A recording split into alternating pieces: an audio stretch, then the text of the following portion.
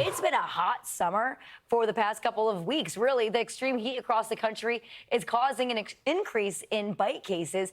You're looking at a clip of a snake expert. She joined us last week in Studio W to talk to us all about this. Crazy. Oh my God, look at Marissa holding a snake.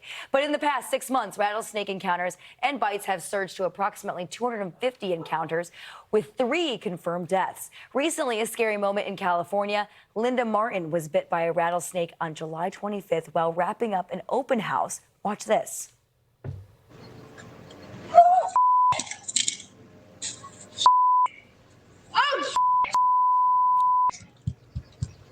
Ooh, yeah, quick actions were taken to fend off the venom, and thankfully, Linda was okay. She's joining us now to discuss her experience.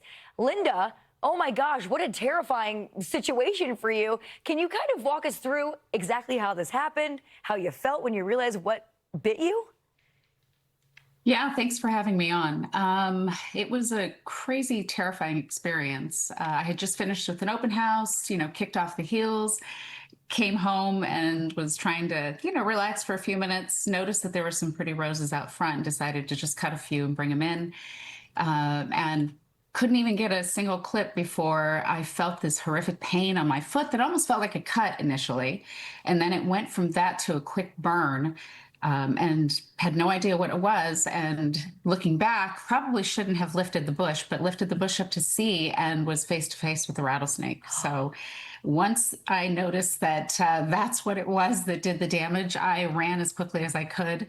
I know you're not supposed to now, but I did try to get inside as quickly as I could just to tell somebody what had happened, because I knew time was limited. So that was, Wow. that's what began the 911 call, and just trying to figure out where to go to get the anti-venom. And unfortunately, I was unable to connect to the call. Wow. And so how long until you got the medical attention? I got there really quickly. When we realized that we weren't able to connect, we decided to just get into the car. My husband got me there. I think it was about 12 minutes, which I certainly believe was why I didn't have as much damage as I could have with the bite. So we got into the ER. The minute they heard rattlesnake bite, they immediately got to work and got me in and got the ports in, and began the process of giving pain medication and the anti-venom. Oh my gosh. Have you ever seen a rattlesnake before this? Was this your first time?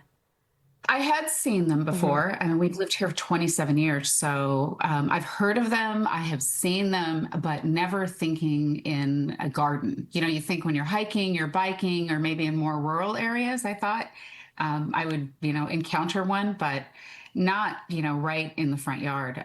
I know better now. Wow. And so for folks at home, what warning would you give people watching now regarding snakes now that you've experienced this terrifying thing?